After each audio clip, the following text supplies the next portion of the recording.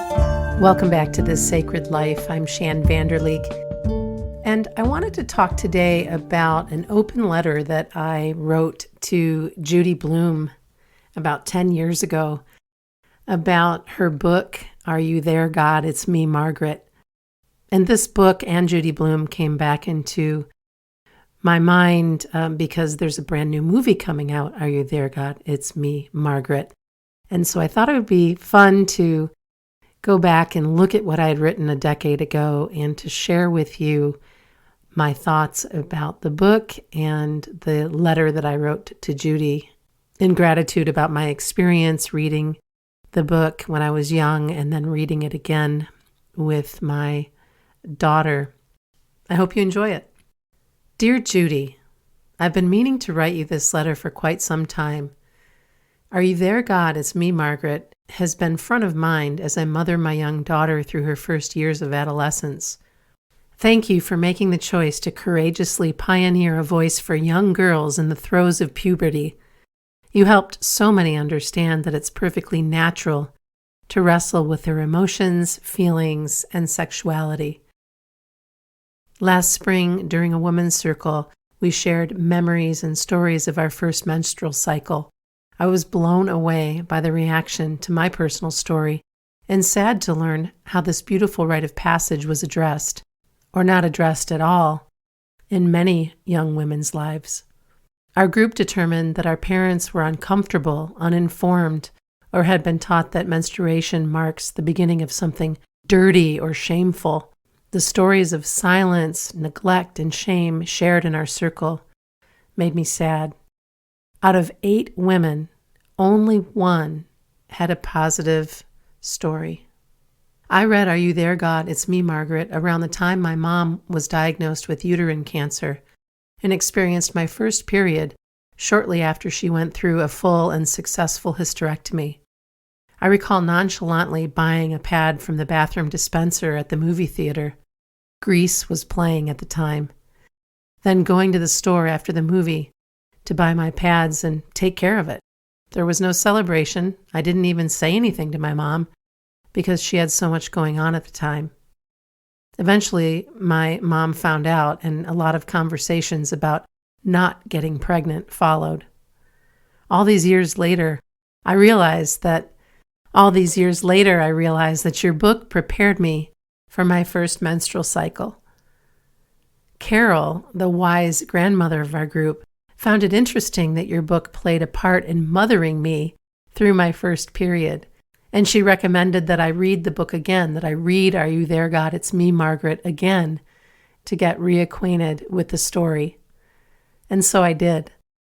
Reading your book again would be quite easy because I still had my original copy with yellowed, dog-eared pages, my name and address proudly penciled into the cover of the book.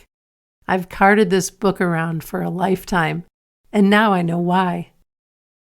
Reading, we must increase our bust made me crack up. I recall trying that exercise at 12 years old, thinking it was hilarious, and I still do. I remember feeling sad for the young girl in the story named Laura, whose body developed faster than everybody else. Laura's character was similar to a grade school friend of mine who was teased incessantly about the size of her chest. Kids used to ask her to jump up and down to prove that her breasts were real. It was heartbreaking.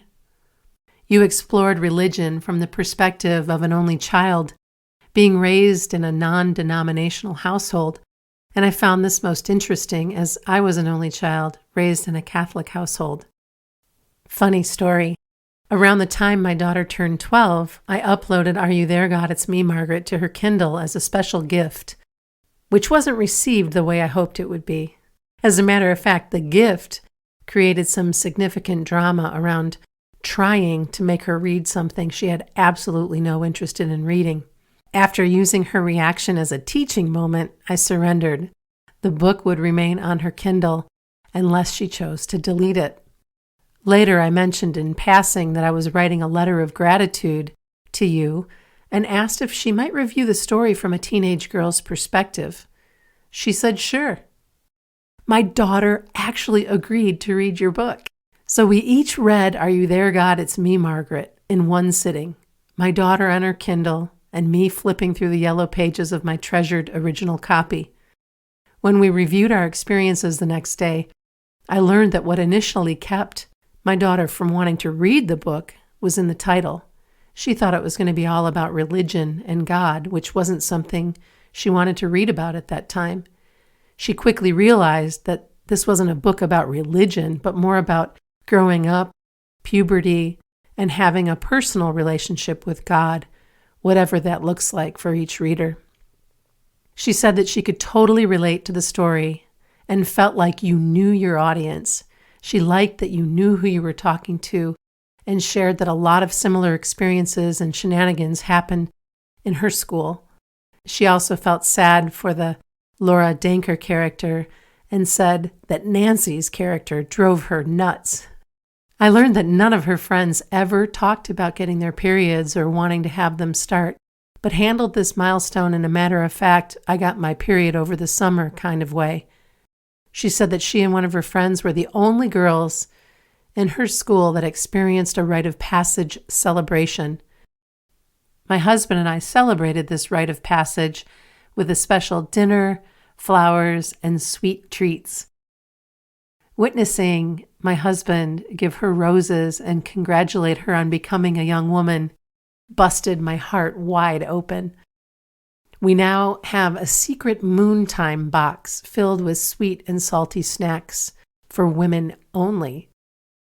We also made a family pact that the first day of our menses be a special red tent day with plenty of quiet time to rest and nibble on chocolate. While revisiting old memories and creating new stories, I wondered who else may have benefited from reading your books. I asked the women who frequent my Facebook page, did you ever read Are You There, God? It's Me, Margaret by Judy Blume when you were young? If so, do you remember what you took away from the story? The majority of women who answered my post had absolutely read your book. Here's what they said. I read it and I remember loving it. I remember it made me feel like there was someone else who had internal dialogues, confusion, and angst about things. I remember it being important to me way back then. Yes, I read it, and no, I don't really remember all that much, but I do remember that I can talk to God anytime I want. Oh my goodness, I have to laugh and grin and chuckle. I'm doing a life assessment as preparation for an advanced program next month, and I just went through the pre-pubescent period of my life. What I took away from this book is my mom had very few resources to support her during this time in my life. I did read it, several times in fact. You would think I would remember more of the content. The title makes me think that I wanted God to notice me, may have been feeling lonely or invisible at that time. I loved that book. I look forward to reading it with my daughter when the time is right. Judy, thank you for having the courage to explore topics that were taboo back in the day. Your stories stand the test of time, and I will be forever grateful that you and your beautiful book showed up in my life as a youngling and again today as a shared memory with my daughter. So much love. So there it is, the letter I wrote to Judy Blume a decade ago. And here we are today as the new movie version of this book comes to life. I will absolutely be making time to see this movie. If you get a chance, read the book, watch the movie, and if nothing else, cheer on this wonderful woman for sharing these stories that have made such a difference in so many women's lives. If you have a story to share about your experience with Are You There, God? It's Me, Margaret, you're welcome to visit transformationgoddess.com/blog and leave a comment about your memory and experience about the book and whether or not you plan to watch the movie. I hope to hear from you, and I look forward to coming back on May 1st with the Goddess Card message for May. Thanks for listening.